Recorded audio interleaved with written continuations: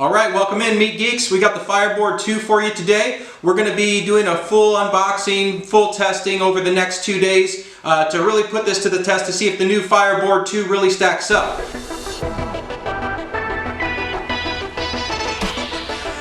So the new Fireboard 2 comes with quite a few upgrades. One of the most notable upgrades is going to be your on-screen display. So we're going to be taking a look at that, as well as all the app features and being able to communicate between the new Fireboard 2 while we do 2 different cooks. We're going to do our first one, we're going to do a brisket. So that's going to be a 10 to 12 hour cook, and we'll be able to get a good feel for how communication works between the Fireboard, and we'll be jumping online to show you exactly how that looks online as well as on your mobile device. I know that there are a few new features there, so we're going to just kind of jump in and take a look at those new features. Ultimately, we just want to see how well the new Fireboard stacks up when compared to your other, 4 or 5 options when it comes to a controller that has the Wi-Fi capability and wireless capability, as well as being able to control a fan. So for a lot of you meat geeks out there, I know that having that pit controller is important to you. That's the main reason we wanted to take a look at the Fireboard 2, since they are top of the line when it comes to this type of a controller.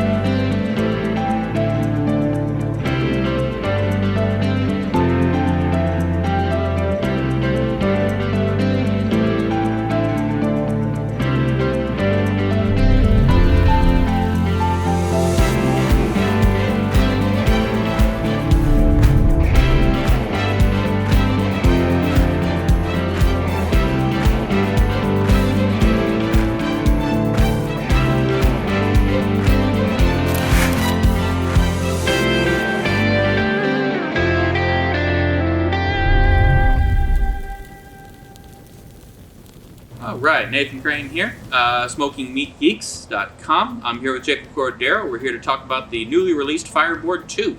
So, Jacob, you've been using the Fireboard for years now. What were you thinking as you're breaking out the Fireboard 2? Yeah, so as we opened up the box, the first thing you notice is the new big, nice digital screen on there.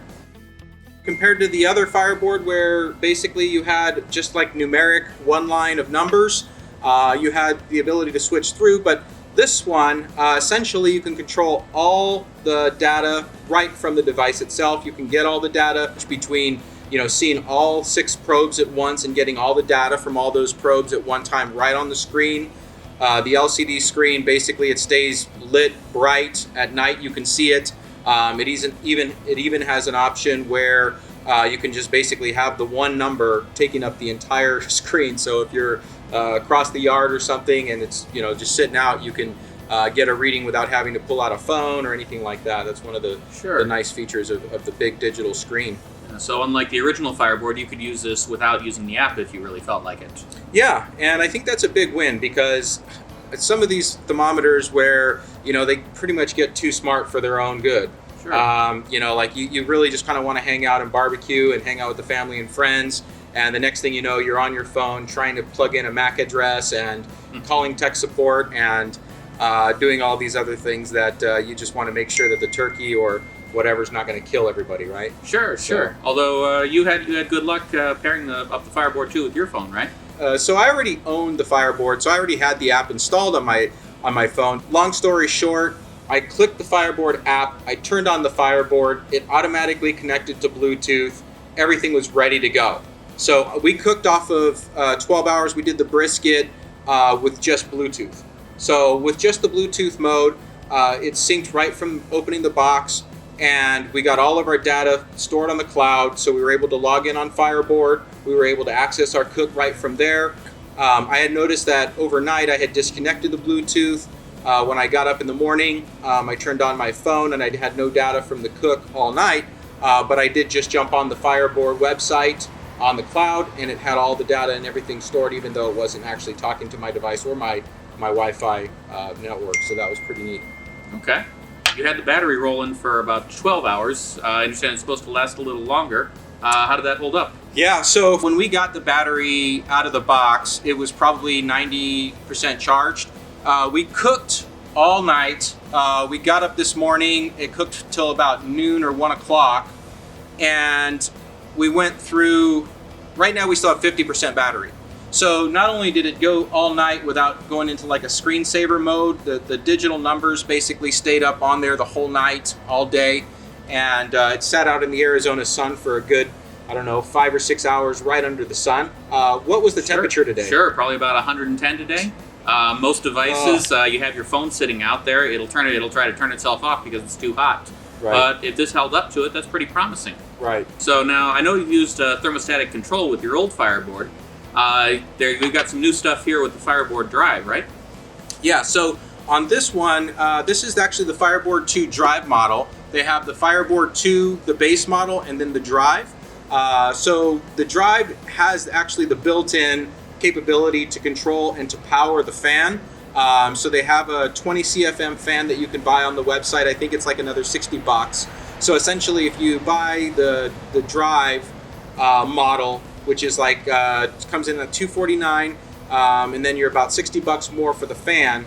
Then you have the fan plus the ability to control it plus the thermometer. So before you had to buy the $60 or $80 fan drive cable to connect with the standard Fireboard plus the fan. Yeah. So I mean, actually, they added some real tech here to get that power out. Yeah. So essentially, they replaced this $80 cable with the aux cord plug-in that actually plugs in with the fan into the standard Fireboard, and this one actually has it all built in. So if you'll notice, and actually you won't notice because you can't hold it, but you can tell in the weight between the standard Fireboard 2 and this new Drive one that it's going to be a little bit heavier. Because they did quite a bit of work to be able to basically get these two parts and the rest of that cable functionality within there. So I know that was quite a bit of work when you kind of open it up and look at it. Yeah, it sounds like a lot beefier battery and some a lot more power handling capabilities. They added some durability to the Fireboard 2, right? Yeah, so the big thing I think between the differences was the Fireboard 1, you basically had to buy an additional case for it just to get it to be waterproof. And the case itself wasn't perfect. It was a little bit difficult to get your auxiliary to get your power into the port because of the way the case was designed. So every time I would have to plug it in, I would have to finagle with it. And eventually I ended up breaking the strip there, trying to continue to. So this was really nice that this is the waterproof version. As you can see in the test that we're doing here, it stands up pretty good to water, but I wouldn't go dumping it in the pool or having a but I wanted to smoke brisket underwater. Yes, so no scuba barbecue parties for you. Sure, but if somebody spills a drink on it, it's going to be okay. Yeah, I think you're going to be good to go on this one, so that's pretty nice.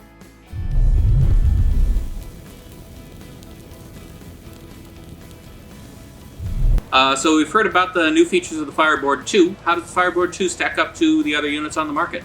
Yeah, so starting out with just the base model Fireboard 2, you get a pretty solid, 6-port thermometer. So when you kind of come to comparing that, there's only maybe 2 or 3 other mainstream models out there that even can support 6 ports. So you're already in a small class, right, of comparison. So you're going to be getting everything you need out of that. And then the graphs, the charts, the ability to control, the smart features that they have plugged in to know, like when you open the lid, things like this. Again, that comes down to the top of the line. So when comparing apples to apples, the Fireboard 2, for what it does, the features, and now with the LCD screen that nobody else has, for the price point still being in the same ballpark, that's going to be our top #1 pick for anybody that's looking for a good barbecue outdoor cooking thermometer, or the ability to be able to control that pit temperature with a fan. And it's got good back-end support. The company's doing all right. Yeah, I mean, I've called these guys probably 3 or 4 times, and every time I call, somebody answers, and I can usually get somebody that actually can answer a question that's maybe technical. I know they have a lot of their own lab and their own facility there. Mm-hmm. So they're out of Kansas City, Missouri. They do most of all that stuff out of there. So I mean, when it comes to having some back-end support, or if there's maybe an issue or something, I'd feel pretty good that that they'd be willing to help out. Great. And for those of you who are looking to say run a super high temperature pizza oven, they're also going to be coming out soon with the Fireboard 2 Pro. That runs instead of the thermistor probes, 3 high temperature thermocouples. So you can be running, a 1,000-degree pizza oven and still be able to monitor it. Right. So if that fills you with excitement, keep an eye out. Yeah, and they're kind of longer probes too, but yeah. Yep. All right, for Smoking Meat Geeks, I'm Jacob. This is Nathan. Fireboard 2 Drive, our #1 pick for best Wi-Fi thermometer. You heard it here first. Right on.